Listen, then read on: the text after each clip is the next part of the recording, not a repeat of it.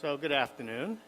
I'm Tom Isaacs, and I've been asked to both moderate this session on spent fuel management and also to provide the first talk. I want to introduce it. I've been given some guidelines on running the session here, so I want to tell you a little bit about the scope. Then I'm going to introduce our distinguished set of panelists. Then I'm going to kick off with my own short set of remarks and ask each of the panelists in turn to present their findings, after which we'll have a discussion among the panel for a while, and then I'll open it up to questions from the audience. So please, the richness of this discussion of this panel will depend on you participating, so please feel free to do that. So this is a session on nuclear spent fuel and waste management. Very interesting, important, provocative issue.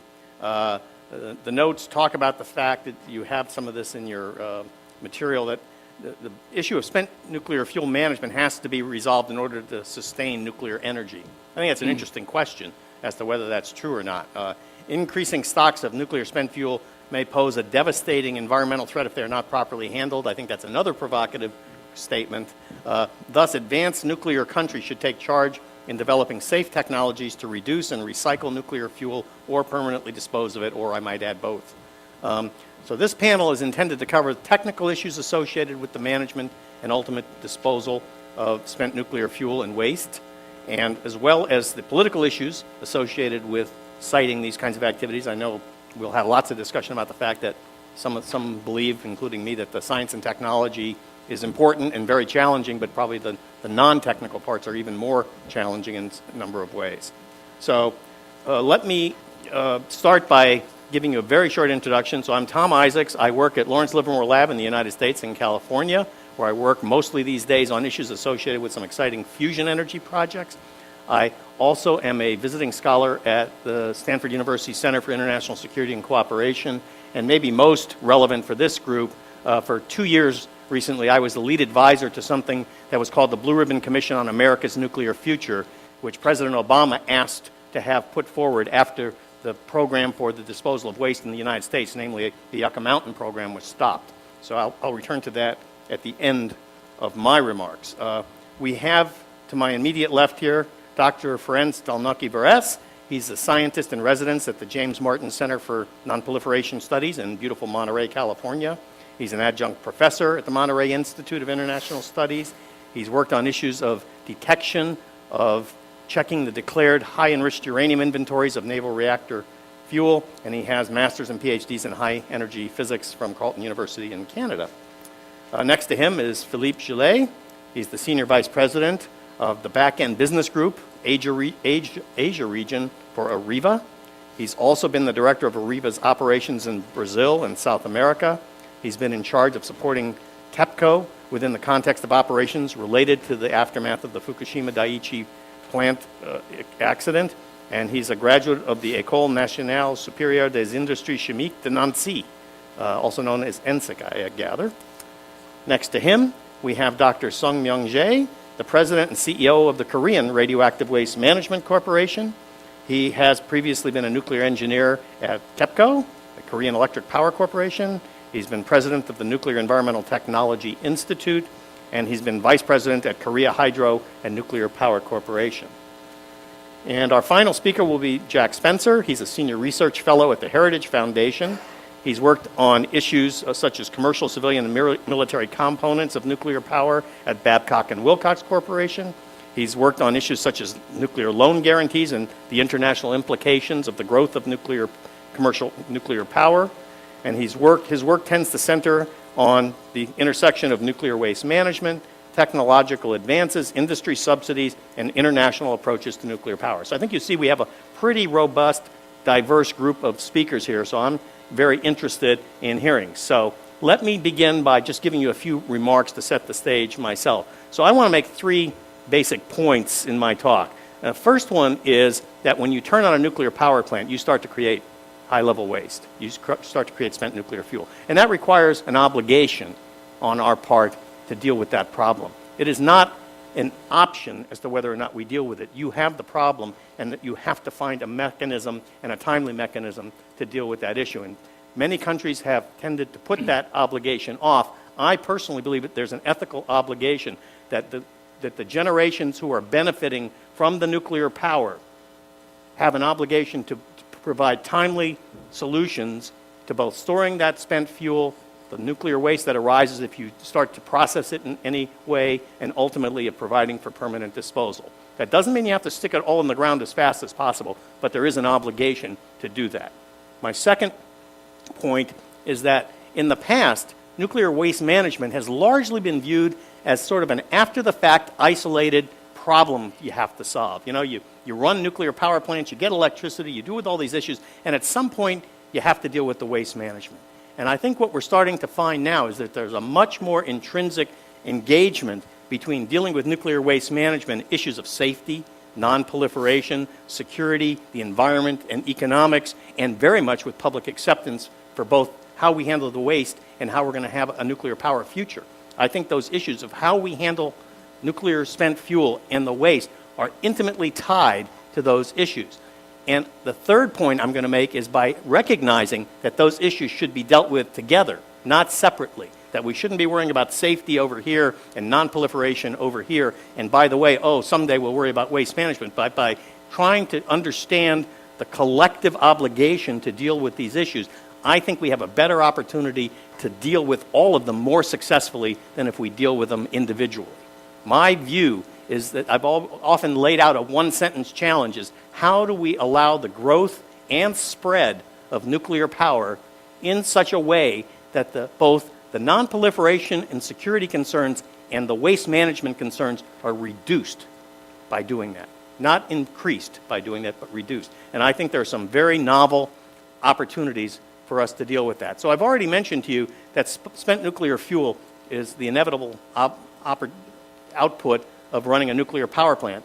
And that spent fuel has a unique characteristic in that it's radioactive. If it's in there for the full time, it's radioactive for very long periods of time, essentially geologic periods of time. So every country who has decided to deal with this issue seriously has recognized that you can't count on administrative controls for storing the waste for the time frame that this waste is potentially hazardous. It's geologic time periods. It's many thousands, tens of thousands a year. So that ultimately we need a solution that will require isolation from the environment, that you can't have just active storage facilities for the foreseeable future, so that a repository will ultimately be required.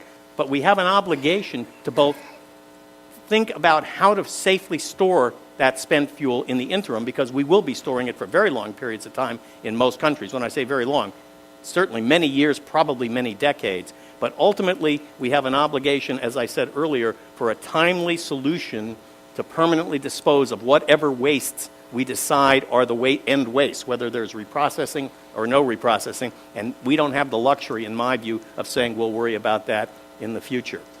How many repositories are there today operating for the permanent disposal of spent fuel and high-level waste? None. There are none yet operating in the world. And this is an issue that results from the way in which nuclear power started, which was we're going to build these power plants, we're going to run these power plants, and we'll worry about the waste later. I remember when I started my career, people used to say if we build a repository, it would stand empty. Why would we build a repository? Because until we reprocess the spent nuclear fuel to reuse the plutonium, there's no reason to have a repository. That was very short-sighted thinking, and we're paying the price in all kinds of ways for that since that period of time. So I believe that we have to begin with the end in mind, and that as we go forward, and particularly as we see a resurgence of nuclear power potentially in certain countries, as we see new countries coming into the game, I believe that we have to start by looking at the entire entity of what that obligation entails before we start moving forward with more nuclear power. What's the key technical objective with regard to the spent nuclear fuel and the high-level waste? It's the fact that this stuff is radioactive for very, very long periods of time. So we need to isolate it in some kind of a deep geologic repository where the rock is stable. The good news is we kind of know how to do that. Scientifically and technically, we've been at this for several decades, and there's a general confidence in the community that if you do a search for a suitable site and you characterize that rock properly and you design the facility properly, you can have confidence that that facility will isolate the waste for geologic time periods. The issue with regard to both storage and disposal tends to be on the non-technical side. It tends to be on the social, the political, the institutional side, getting acceptance. There was just a nice session on this topic just before this session, and that's where the challenge lies. The good news is many countries are starting to make significant progress, and I believe 10 years from today, we will have operating nuclear repositories, probably in Finland and Sweden, and other countries are also starting to make significant progress. And the interesting thing is there are lessons emerging from those places where there has been success that tend to cut across the board as to not just what is it that you need to do, but how do you need to behave. And if there's one lesson I would take away from the activities that we've been involved with so far and the Blue Ribbon Commission work that we did in the United States, and I suggest to all of you to go visit because I can't possibly review with you all that activity and all the conclusions in such a short time frame. It is the fact that how we behave as a community in dealing with these problems is more important to building acceptability, to building trust and confidence than the scientific and technical work. As I've often said, it doesn't matter what your message is if they don't trust the messenger. And the way to deal with that is to look at things that have worked in the past.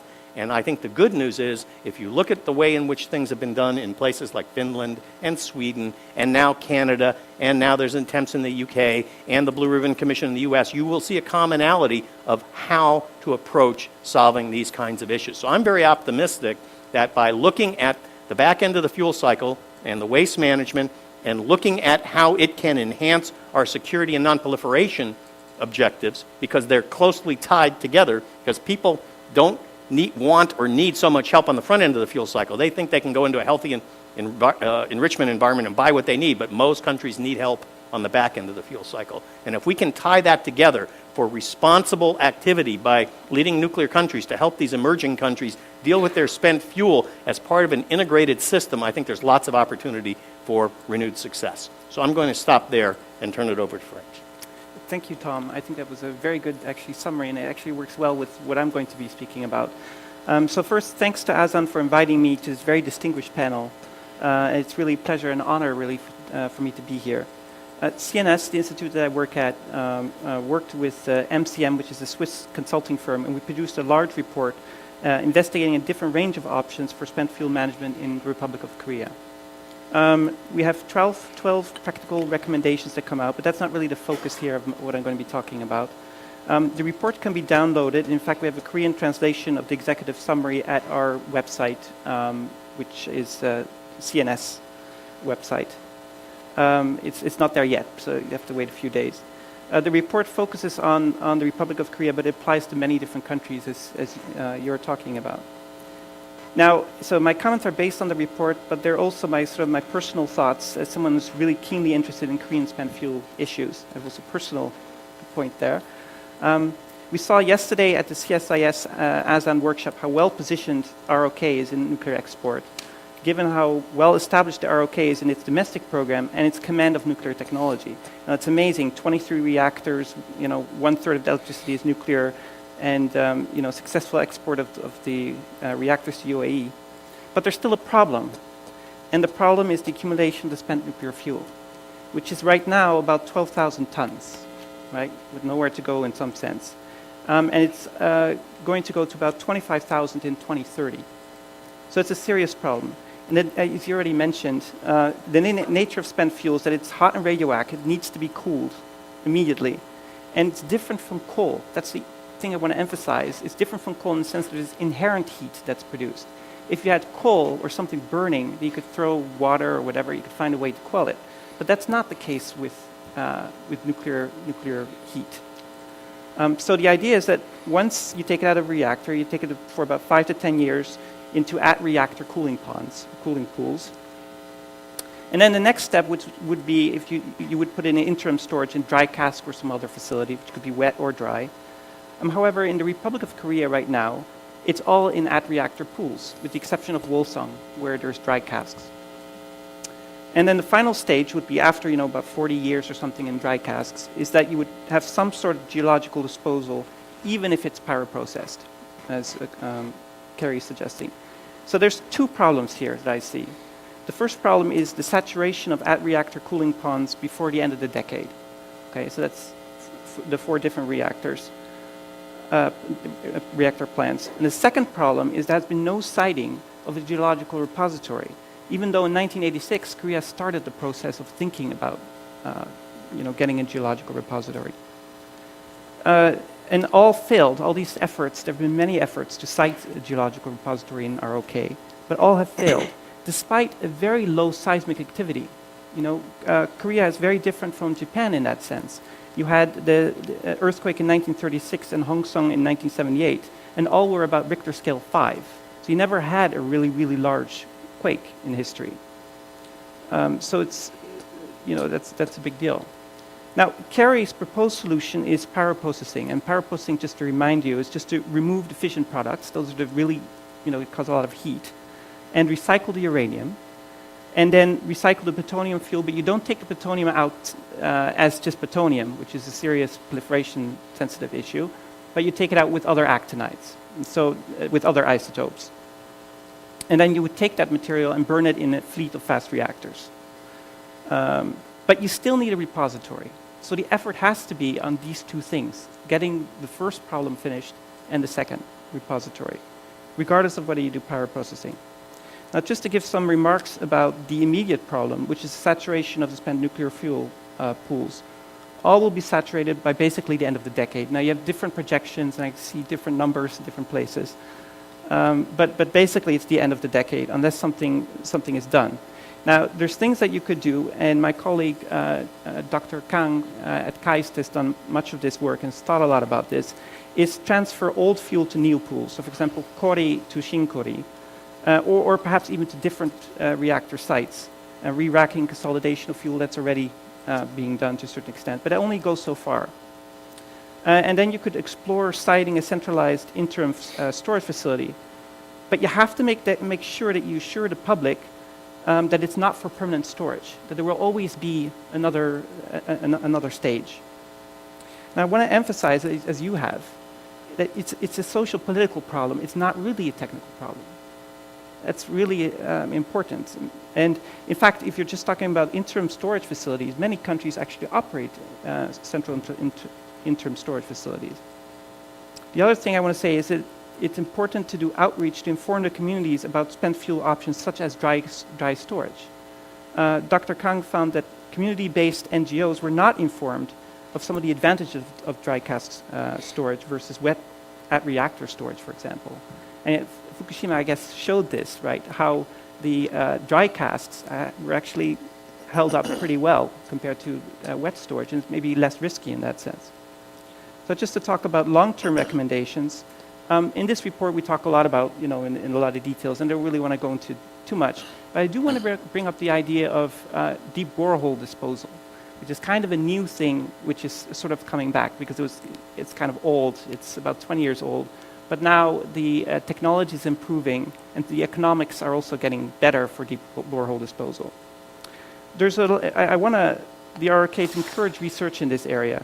There's a number of advantages, and I don't want to go through all of them, but the thing that really strikes me is the research that was done by Sandia National Labs group, that the highest mobility isotope, which is iodine-129, is predicted to break through to the environment at a very low level 1 million years from now, if you had deep borehole disposal. That's if you had a packing which worked as a sealant. So the idea with deep borehole disposal, maybe I should say, is that you just basically dig a hole about 5 kilometers deep, and then from 3 kilometers to 5 kilometers you put the spent fuel, and then you have packing on top of that to seal, prevent the radionuclides from traveling upward. And what you find is that the sort of breakthrough that you would get, the maximum of that curve where you get the highest dose, would happen in about 1 million years. That's if the packing works. And then the dose rate would be 1 billionth of the surface radioactivity. That's how low it is. So it becomes, suddenly if you communicate this to the public, if this research is done, this suddenly becomes a much more reasonable risk, accepted risk, I think. And then the other thing now, this is what I found so interesting about this paper, if you then, instead of having really good packing material, really good sealant, you have basically fine sand, okay? So just fine sand where the permeability is, really high. In that case, the breakthrough is, I kind of call it breakthrough, but it's maximum in this curve where you get, interaction with the environment, would happen in 10,000 years, right? So you're still very far away from that point of view.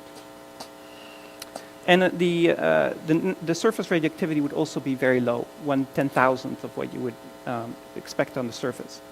So I think this may have very positive effects in consulting with the public.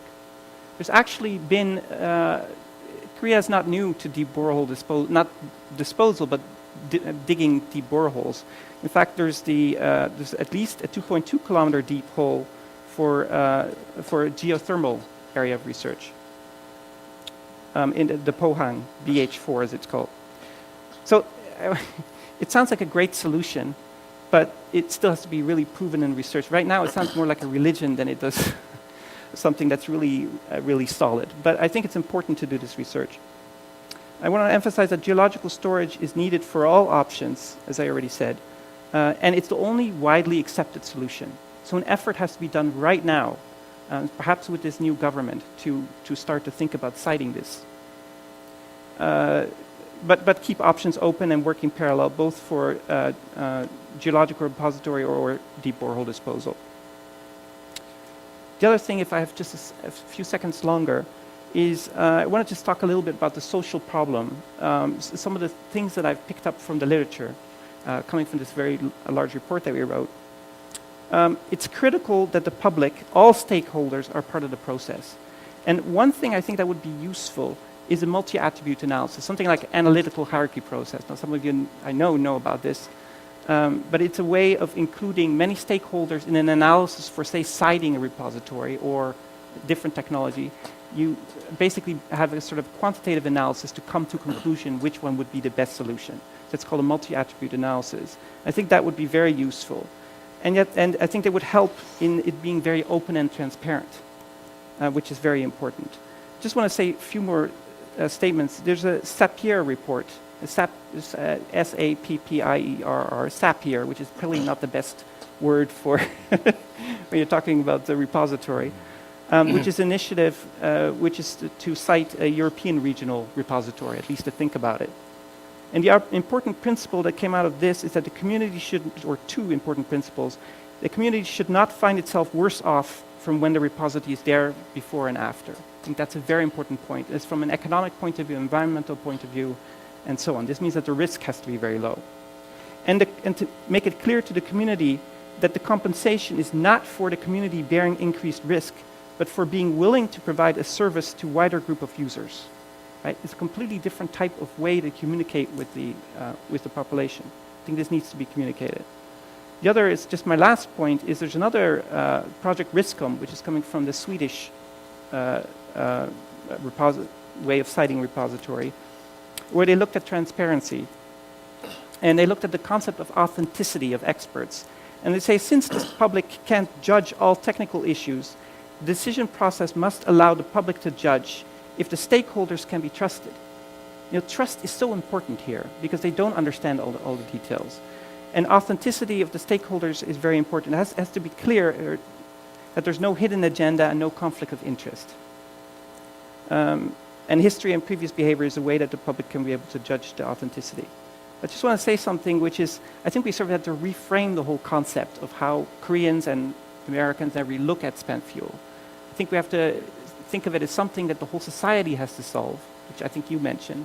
Everybody has to sort of think about this. It has to be sort of changed in that sense. I don't know if I want to go through this, but I had a Facebook contest, kind of renaming, rethinking about nuclear spent fuel. I think that's the kind of thing that we have to dialogue, especially with the youth, to think of that this is sort of the legacy that we have. If we want to have in Korea a huge, this great industrial growth, then you need to have nuclear, you need to have electricity, you have to have nuclear power. So, that point of view.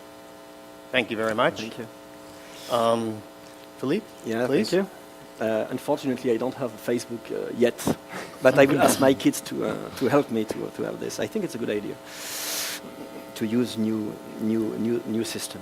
I will talk about, of course, used fuel management and waste management, and this is a concern of the nuclear community as we are here, but this is also a concern, as we said, on the public, for the public. And there were a poll that was in 2008 in the European Union, And the question was, are you in favor of nuclear or not? In 2008, it was before Fukushima, as you can imagine. And the answer was 44% were in favor, and it rose up to 62% if a solution for the waste was chosen. So it really means that, as we are all saying here, that finding a solution for the waste, for the spent fuel, is key for the acceptation, for the support of the public on our activities. And in our company, Areva, we do believe that we have an operational solution today that we call the recycling option, with the current recycling processes. It consists basically, as you know, to recover among all the fuel, to recover the 96% of uranium and plutonium that can be recycled in new fuel, and to condition safely the 4% of the fission product that will go in the deep geological disposal. In our view, clearly, this is a safe, reliable, proven, and sustainable solution.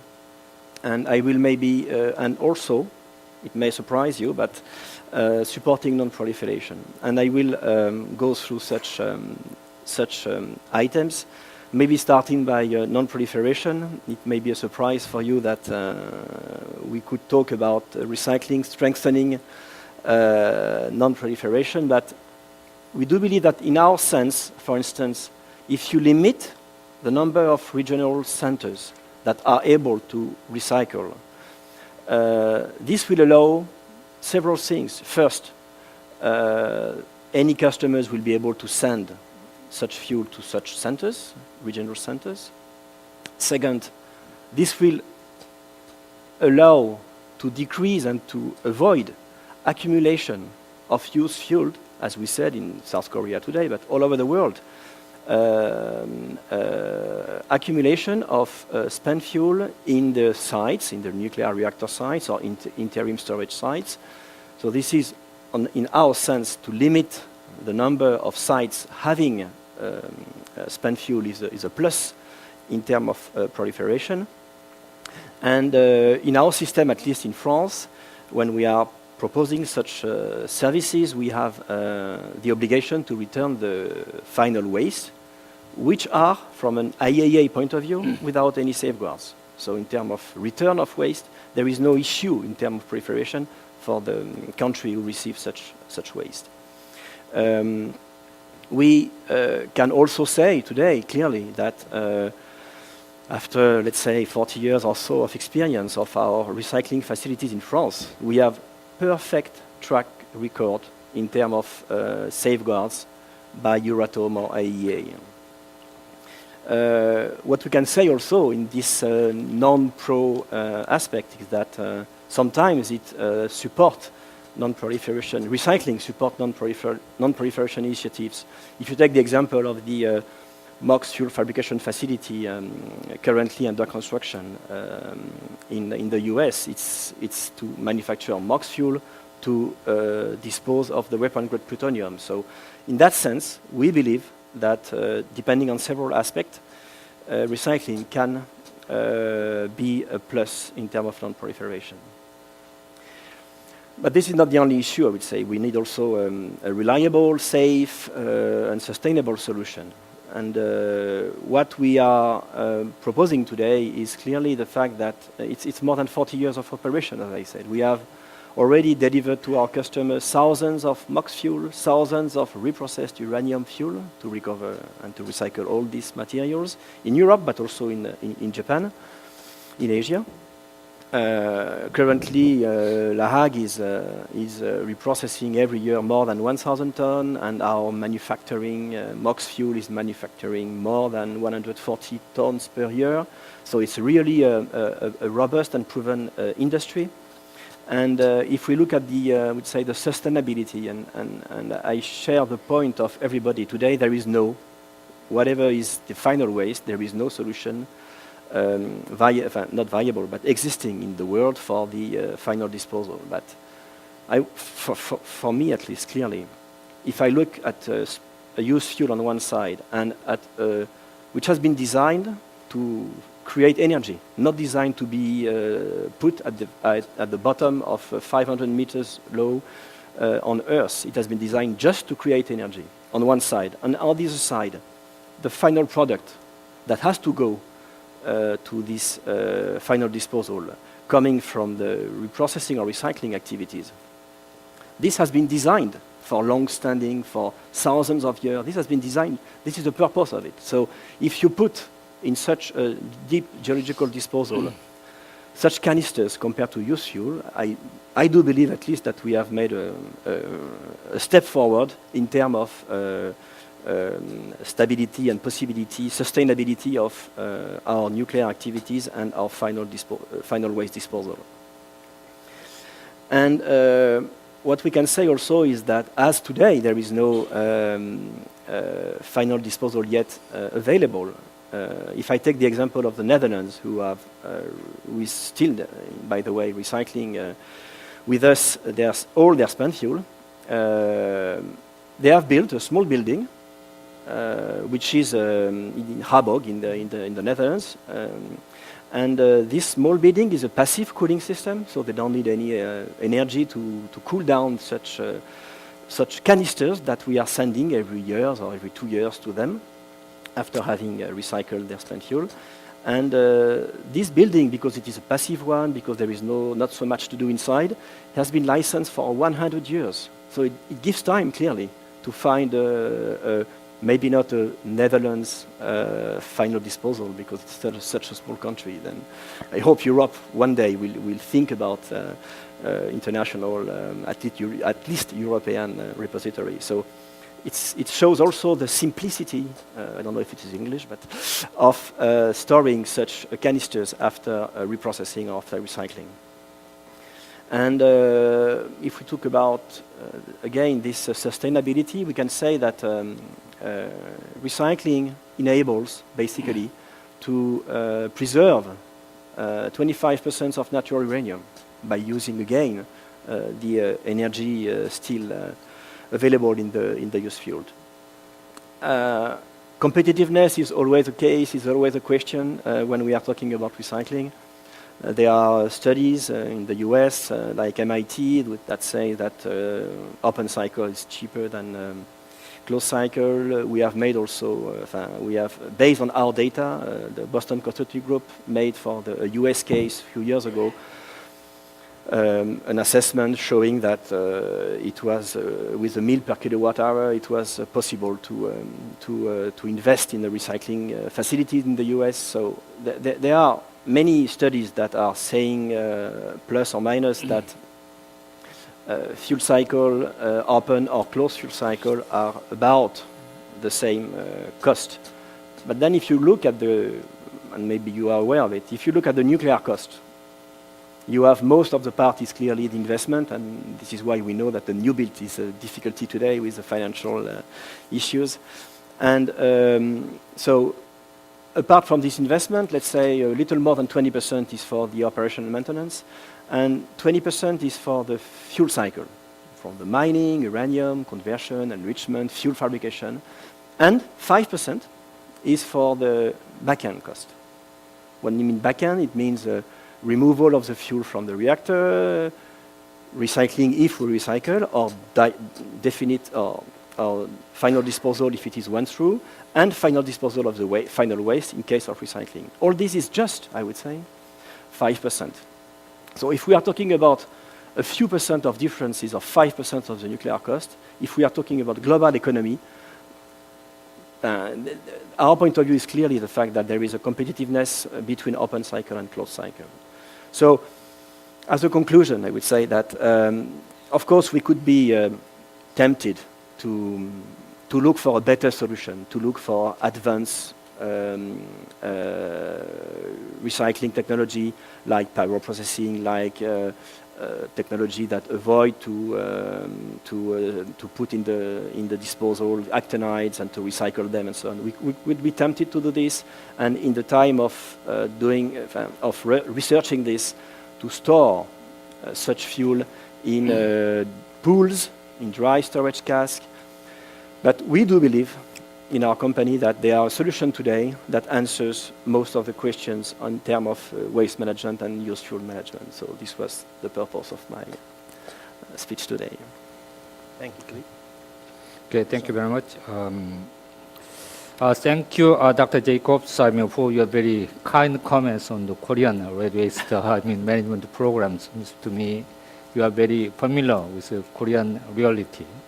But I think most of the audience who are not familiar with the Korean red waste management program, let me go over briefly, how Korean red waste management program has been made and what kind of programs we are facing too.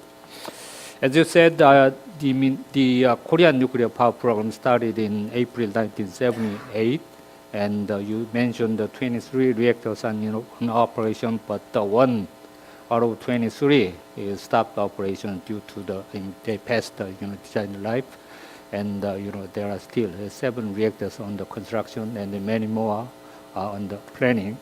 With such a biggest nuclear power program, and plus the export of nuclear power plants to UAE, Korea became one of the largest, leading nuclear power plant country. And the nuclear power plant operation, as you know, inevitably generates radioactive waste. Therefore, the radioactive waste management program has to be established as soon as you are planning to construct the nuclear power plants. But Korea, initially, our approach was to store the radioactive waste at the reactor site, and then with the further waste management program to be set up later. That was our initial program.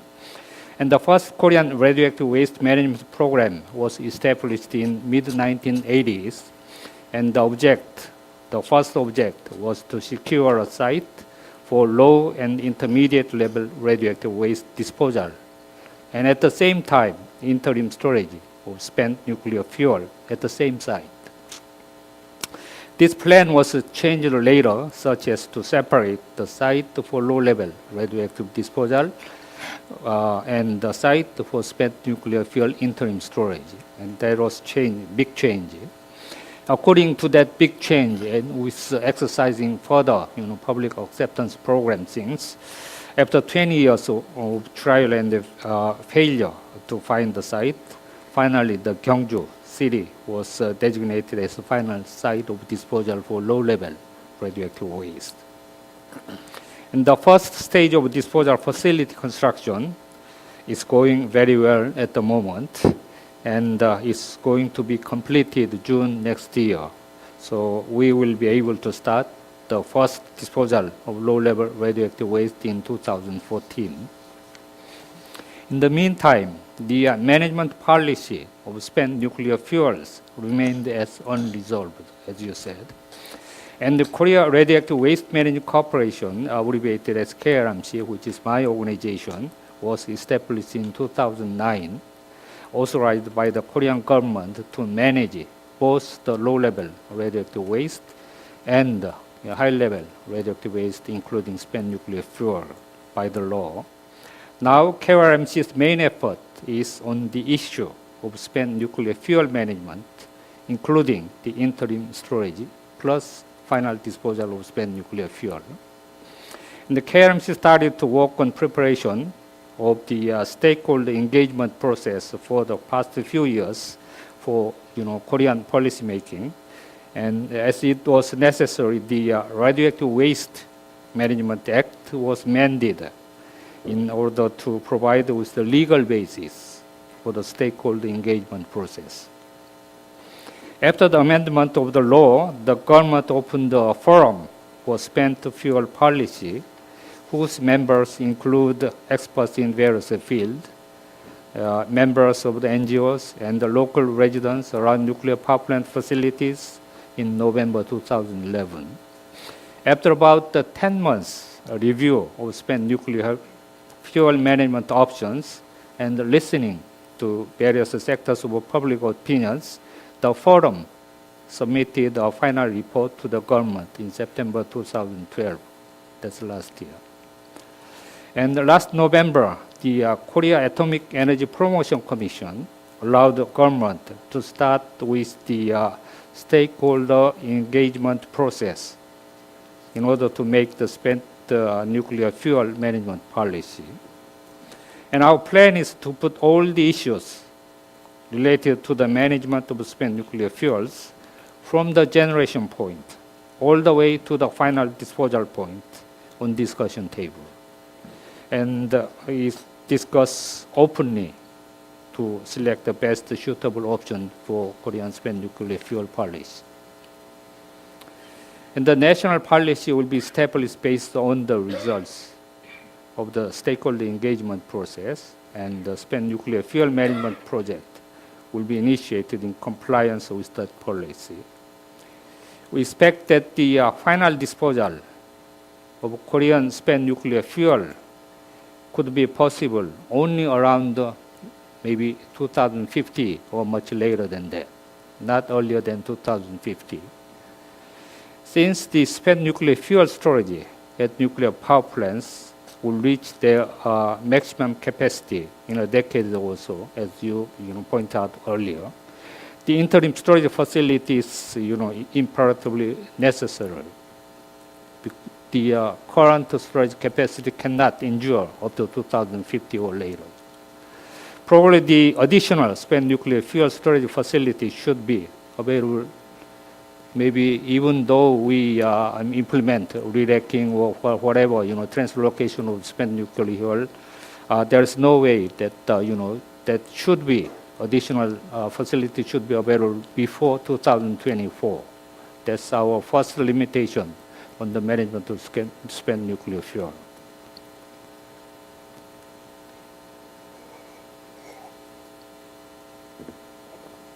In general, I think three options can be considered for spent nuclear fuel management all the way up to final disposal. One is, as you said, a direct disposal of spent nuclear fuel or high-level radioactive waste. This is very simple and the clear way of spent nuclear fuel management at the moment, like Sweden and Finland and like many other countries are seeking for. And the second is the disposal of the volume reduction of spent nuclear fuel, such as by reprocessing, as Mr. Gillette just mentioned. This will reduce the, not only, reduce the required disposal area in addition to reutilize the fertile, material, but it will raise many other relevant questions, especially the non-proliferation question that we have a big discussion this morning. And that's the biggest issue related to this second problem. And the third one is, this is totally, new approach is partitioning and transmutation of high-level radioactive waste, if possible, into the low-level radioactive waste by using innovative technology, as mentioned earlier in your report of Blue Ribbon Commission, I think. But this is ideal, but you have a very, very long way to go for this. But I think it is at least worthwhile to pursue, to seek for this kind of technology. So in-depth and careful study on these three in terms of technical and engineering feasibility in order to implement these options should be pursued, very aggressively and in parallel times. And in Korea, we'll do our best to secure the safety and the credibility in managing the spent nuclear fuels so that we'll ensure the peaceful use of nuclear energy and to keep our environment clean. Thank you very much. Thank you very much. Jack Spencer, our last speaker. Thank you. So it's my job at Heritage to look at really the full spectrum of nuclear energy issues. I look at front-end issues, and when I look certainly in the U.S., and that really is my perspective, it's where I know the most. We have a successful front-end industry. We have enrichment, mining, though not as much as we should probably.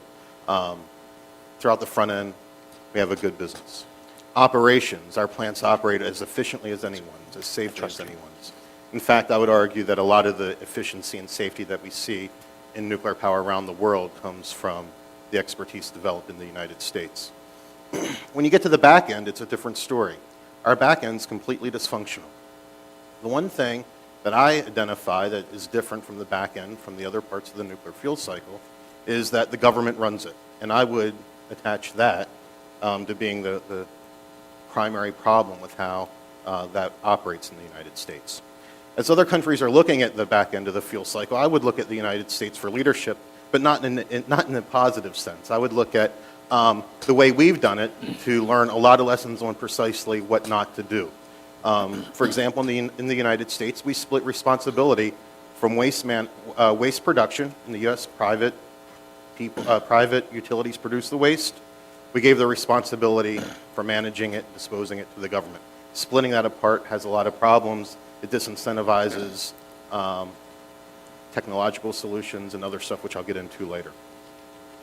We created a fee system in the United States that that's not attached to any actual service rendered. So you pay a flat fee to the government, and the government gives you nothing.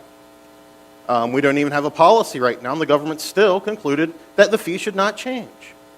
So no accurate pricing in the U.S.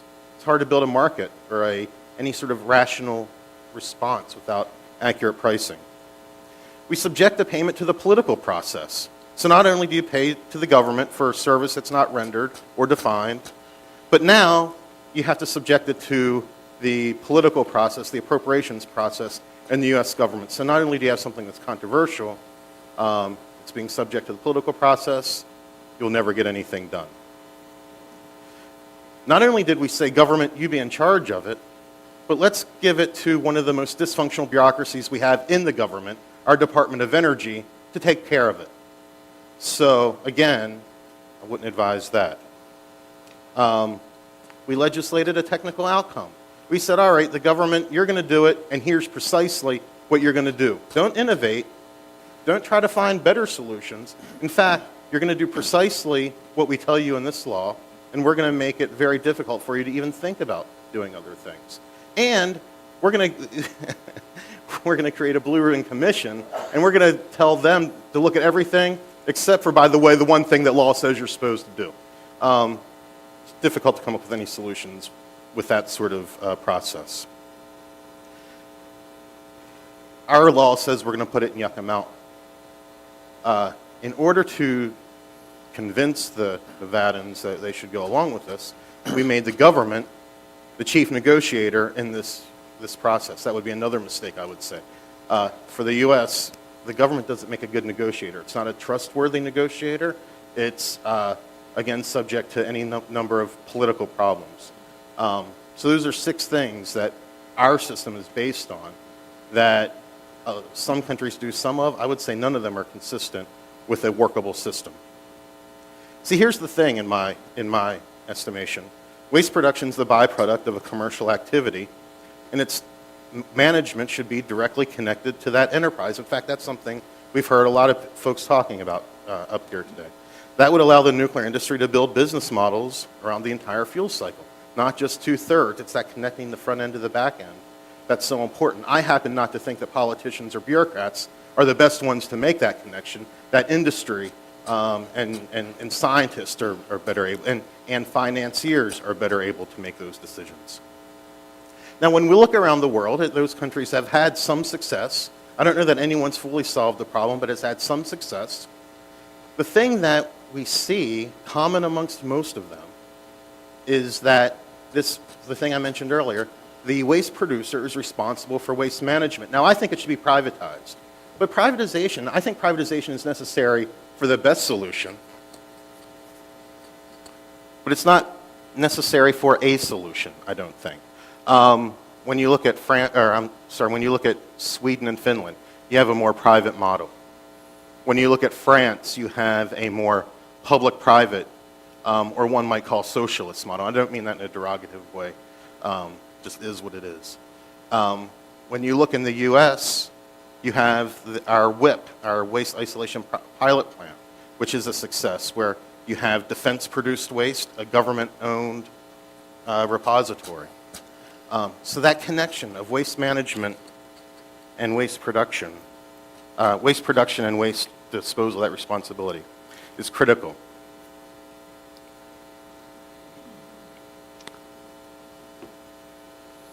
We heard some words earlier about the economics of it, or once through versus closed fuel cycle. In the U.S., at least, I sense that this is the case in much of the world. We look at the economics of it as one compared to the other as if they exist in a vacuum. And that's simply the wrong way to look at it. If you don't have a repository, then whether it's cheaper or not is really irrelevant. What you need to have is, or what you need to look at is how a repository or deep boreholes or pyroprocessing or whatever technology you want to bring to bear, how that fits into your fuel cycle approach in general. So it shouldn't be, you shouldn't look at reprocessing, for example. You know, folks will say, well, you shouldn't reprocess, uranium's too cheap. Well, you don't reprocess, I would argue in today's market certainly, you don't reprocess for the fuel that you get out of it. The fuel you get out of it simply helps you offset the costs of reprocessing, which is part of your waste management strategy. So when we look at the economics of it, once you put the waste producer in charge of waste management, and they're building business models around the full fuel cycle, then they're able to integrate all those different variables themselves. It may be the case that given what is available to them, reprocessing makes sense. Maybe it doesn't. These shouldn't be public policy decisions, though, but rather business decisions. And in a business, if you have a waste product that you need to get rid of, you figure out a way to do it. So when I look at it, there really are three pillars that I argue that a successful waste management regime will be built on. One, I've mentioned a number of times, responsibility. Waste producers have to be responsible for waste management. I think that it should be direct responsibility. You produce it, you're responsible for it. But there are different ways to transition to that. If your starting point, where we are in the U.S., like how we are in the U.S., where the waste producers have no responsibility for it, there are ways to begin introducing the responsibility without saying today we're doing it this way, tomorrow we're doing it that way. You need market-based pricing. Without market-based pricing, there's no way to determine, as with any industrial activity or money-making activity, what the best options are. Now, that doesn't mean it should be based solely on economics, but that would be the government's job. The government's job is not, what I've worked on is not saying the government should have no role, but the government's role shouldn't be in the business of nuclear power. The government's role should be in the regulation of nuclear power. So it might be cheaper for me as a waste producer to throw it in the river and forget about it. That would be a really inexpensive way to do it. One would presume, though, that the government wouldn't allow that. So the government's role would be to set the regulation within which I would operate. If you're going to have a system where the government has some responsibility, at a minimum, the service that they provide should be attached, or that there should be a price attached to the service they provide. So if they're not providing any service, I would argue they shouldn't be paid anything. Whatever service they are providing, they should be paying, the waste producer should pay them what the actual cost of that service is. That brings me to my third point, or my third pillar of any reasonable or any workable solution. There needs to be competition. So again, in my perfect world, you would have waste management suppliers out there, Areva and different companies competing for the business to take my waste and do something with it.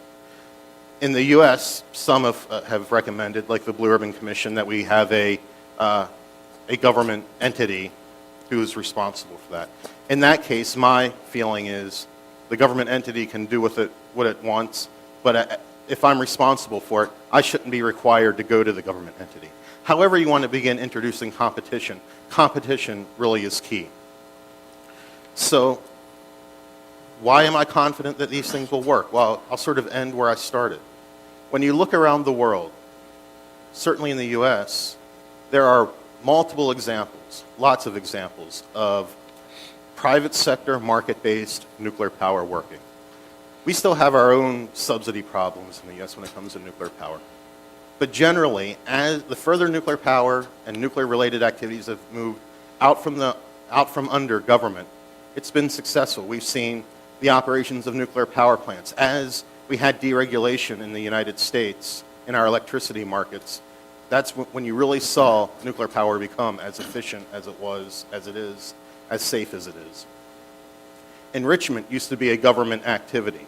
We saw privatization of that, and now we have a competitive enrichment industry. Low-level nuclear waste is another one where that used to all be government, but now we've privatized it, and there are private low-level waste suppliers emerging. Even with technology, though most nuclear technologies are developed in government laboratories, what we've seen in the last 5 to 10 years is the emergence of private enterprises who are beginning to pick those technologies out of the lab space and try to spin them off into commercial enterprises. Of course, we don't have a reasonable regulatory environment in the United States where those entrepreneurs can actually build business models around something that they can introduce into the marketplace. But that perhaps is for a different panel. And with that, I will leave it there. Thank you. Great, thank you very much. So we've got 15 minutes. I see you. I was asked to make sure I acknowledge that I see the sign, so we have about 15 minutes. So I just want to ask a couple things of my colleagues here, and then I'm going to throw it open to you because I think the more interesting part will be your thoughts on this. A couple of you have talked, Philippe and Ferenc, have talked about some kind of processing here as a benefit to the waste management solution. That somehow you're going to take out the fission products, for example, and somehow that's going to solve the problem. But that doesn't remove the fission products. Now you've got a separate issue. You've got more than one waste that you've got to deal with. So you've got the residual high-level waste. You might use or not use all of the uranium and plutonium. Now you've got this fission product waste, which tends to be radioactive for centuries. So it's not an insignificant separate issue. So my first question to you all is, where is the cesium and strontium going, and does your requirement leave a legacy to future unknown generations that after the last nuclear power plant has closed, whenever that is, by doing that, as opposed to direct spent fuel, you are essentially leaving a 100, 200, 300-year-old legacy to future generations to clean up the waste management that's been created by this generation having the benefit of the nuclear power itself. Yeah, I mean, I agree with that point. Cesium and strontium, in case you don't know, it has about a half-life of 30 years. So it's quite long. So it's going to last for at least 300 years. If you wait a long time, if you just wait 100 years, so you have extended storage, which is not the final solution, but if you have extended storage, then you'll be reducing a lot of the heat, and so you'll be taking that out. I'm not actually proposing that with reprocessing that's a good idea in the first place, processing. So maybe you can talk to the rest of that point. Yeah, the current reprocessing processes that we are using effectively does not separate any actinides or cesium or strontium and so on. The point is that when we are making such activity, we are conditioning this famous 4% of fission product in a very, very safe and stable matrix, the vitrification, okay, the glass. And in terms of stability, it's nothing to be compared with the spent fuel, whatever you put in above, like copper or so in terms of canisters, and you reduce the volume. So, of course, we do not answer the final question of what will be when the nuclear power plant will be out of order. There will still be waste to be disposed of, for sure. For sure, this is like this. But we do believe that in our solution, the final waste to be disposed of is much safe, stable, and smaller in volume. So this is why we are promoting such solution.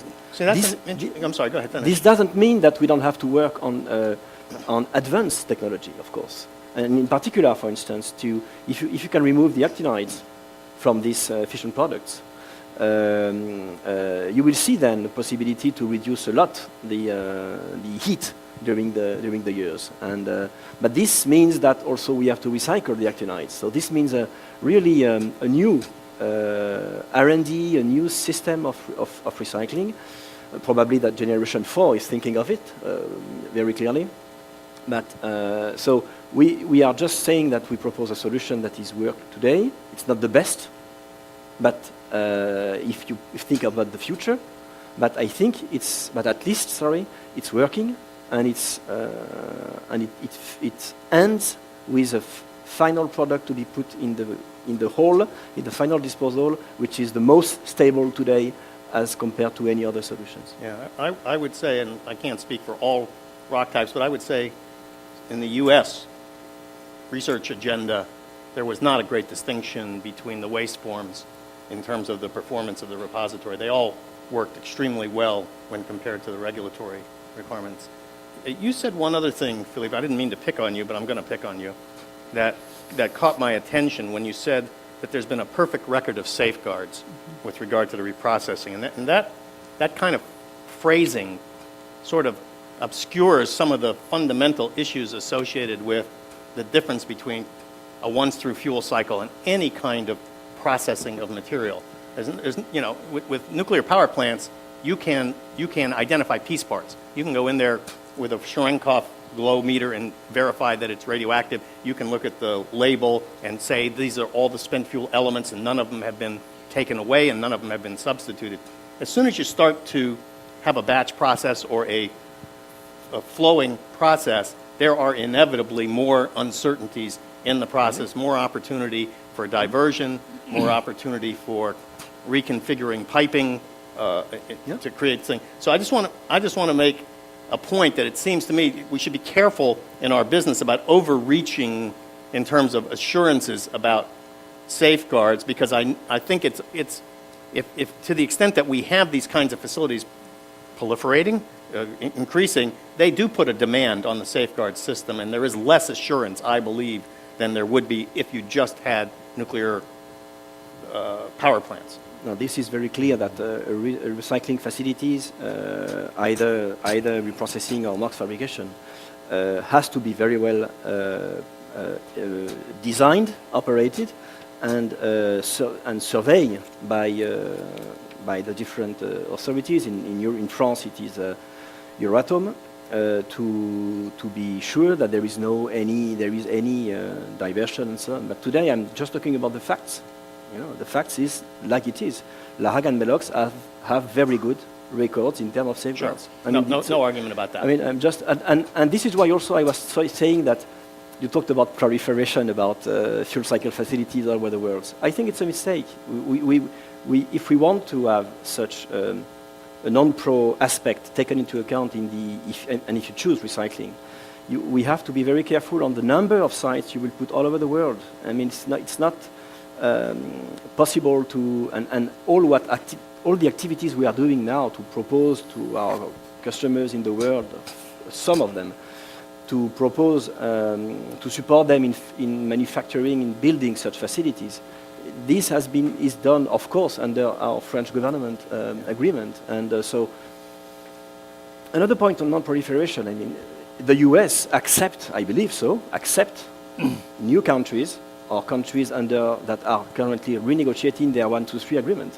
They accept the possibilities of reprocessing abroad. I mean, they accept it. So this means also that they specify maybe the countries in case of like France or UK, but they are not basically opposed. They don't say it's a good solution, maybe, but they are not basically opposed. Yeah. They open the door at least. Yeah, I think there's a lot of question and decisions as to where the U.S. comes out on that. But I do think you made a very important point. I was going to give you that one, that a lot of people believe that the connection that will enhance the safeguardability is not the science and the technology, but it's the institutional part. And this idea of regional centers, for example, would be an example of a place where one could imagine improvements in terms of overall security. Now I want to throw it open to the audience. Miles and then Jorshan, and please. Miles Popper from the Monterey Institute. Not yet. Hello? There you go. All right. Miles Popper from the Monterey Institute. couple questions, points. Following up on that last point about the 1, 2, 3 agreements and reprocessing. I mean, the reason the U.S. is quite adamant about not supporting reprocessing overseas. I mean, the reason it, in the UAE case, we permit it to happen in the UK and France is they're nuclear weapon states. So the proliferation risk is not very high. I mean, there's already nuclear weapons there. So I just want to correct that statement. Yeah, sure. And this gets to Jack's point. I mean, this free market argument is all maybe fine and good in terms of an economic argument, but as you said, if we're concerned about proliferation, then we don't want these things to happen all over the world. So you two seem to disagree. I mean, either you're going to have a free market where the only question is it cheaper to reprocess or not? And I would argue about whether it's cheaper, but that's another side discussion we can have. Or there's a political thing that's not factored into the economic market, which is the proliferation cost. So, Well, which is it? I don't know that we agree or disagree. I didn't say a laissez-faire approach to waste management. I said that we have to have a market-based approach to waste management. As I said there in the end, the waste producer's job is to develop a way to manage and dispose of its waste, in my opinion. The government's job is to provide the regulation. So the government needs to determine how best to assure non-proliferation, or to make sure its non-proliferation goals are met. So that's the way they would work together. I didn't know you're asking. I didn't know that you're asking about the specific U.S.-Korea situation. I'm talking in generalities. I think we need to have a market-based approach to waste management. Anyone else want to make a comment? Okay, George-Sean? Yes, I'd like to make a comment that the current practice of fuel recycling does not relieve your burden or your obligations of disposing the radioactivity that created at the first place. You have to dispose the same radioactivity in the spent fuel, the same similar radioactivity in your high-level waste. So having said that, then you actually, without a proper reactor, premature reprocessing creating additional security, which is applied to a weapon state as well as a non-weapon state, and a proliferation issue for non-weapon state. So that added burden seems to me is not a good cost and benefit argument for the time being, at least for the non-nuclear weapon state that generating those spent fuel. And on the responsibility principle issue, you're arguing that 33 of the U.S. state, the utility has to deal with their own spent fuel that tend into, going against, a collective effort of a repository, a mine repository, that tend to argue maybe ultimately with the deep borehole, which is our second panelist trying to pursue it. But having said that, I also would like to have a question. A paper deep borehole is just like a paper reactor. Always sounds good until you really prove it. So the question that I really want to pose is like Alison McFarlane always say, problem in waste disposal is just the problems in life. You know what you know what you don't know what you don't know. You don't know what you know, and you don't know what you don't know. So how do you deal with this you don't know what you don't know problem in deep borehole when you don't have that luxury of reversing if something goes wrong? Just one comment. Sure. You seems to me you are not supporting, recycling, and if the recycling is not related to proliferation things, if it's free from proliferation things, are you still interested in recycling or not? Recycling means you have a reactor and you put it in. So you have to. In terms of both reactor and the disposal of high-level radioactive waste, you have to think both of points. Once you recycle, that means you separate the transuranic, Yeah. or the plutonium. Yeah. So you have a security issue deal with that in the entire process of following it, from making it into a fuel, putting it into the reactor, and you have to reprocessing if you have the right kinds of reactor. Yeah. Currently, Yeah. putting those plutonium back to the light water reactor and make a mock spent fuel out of it and store, you still have a spent fuel problem to deal with. So to answer your questions, whether you wanted to say reprocessing actually can help solve your non-proliferation issue. No. No. On the other way, if reprocessing is free from proliferation things, then Are you arguing that if you go to something like pyroprocessing, no, which no, you no, believe no, is somehow I'm not intrinsic to supporting us? the processing. That- I'm not supporting the Yeah, no, processing, that- but that- I will want to make the programs simpler. The proliferation issue makes the problem more complicated. Yeah. Well, the answer to that is you send your fuel to France. They will reprocess for you. And you don't have a proliferation problem, neither do France. But the problem comes in is France may demand to have the plutonium sent back to you. May, okay. But definitely the high level ways will go back to you. So that's the problem. I mean, you may, when you have to receive those plutonium, that's just like Japan, that's the non-proliferation issue that you're facing. Ferenc, did you want to make a comment on the deep borehole? Well, a little bit. First, it would be so nice if deep borehole, that's why I said it was like a religion in some sense, because it sounds so great, right? If it's true, those numbers that I showed, that I talked about, then there's a much lower risk. And for example, this is going to take a lot of research, I think, to make this viable. But for example, if you have less dependence on geological siting, so you can imagine the advantage there compared to siting geological repositories. That's one positive. And it's a much simpler idea than geological repository, which is one thing why I think it's so attractive. I mean, imagine that you don't even have, well, it's not for sure that this would be the case, that you wouldn't have to condition the fuel at all. You would just have to put it into kind of a cask and then put it straight in. So there's all kinds of simplifications there, and I think keeping it simple makes it also very easy to explain to the public, which is another plus. Yeah. So there's a lot of it, but there's also disadvantages. So I don't want to... It reminds me, I'm afraid I'm getting the hook here, but it reminds me of something that I've seen in my career a lot, that most of these ideas and technologies start off in the Romantic era. Yeah. And Georgetown calls it a paper reactor or a paper deep borehole, but they're very romantic.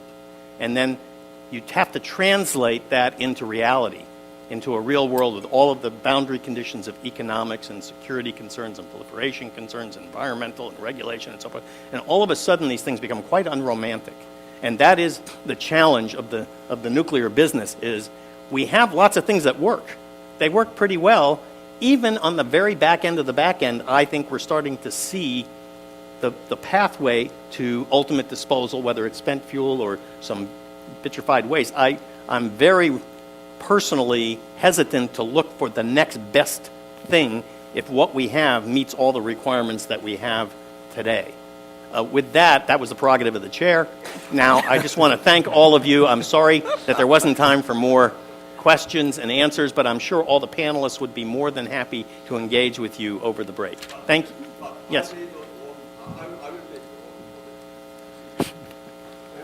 Are you a Korean? Are you a Korean? Please don't say that. Send our spent fuel to the France. If you are not a Korean, you don't have to say, please send our spent fuel to the France. Okay? I don't will think decide. I don't think he was suggesting that. And my suggestion for Okay? stop, Georgetown, for a minute. You don't have to take care of our spent fuel. Yeah. Okay?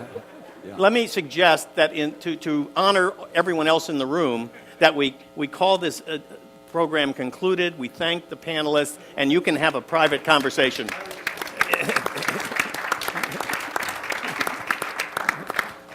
This concludes our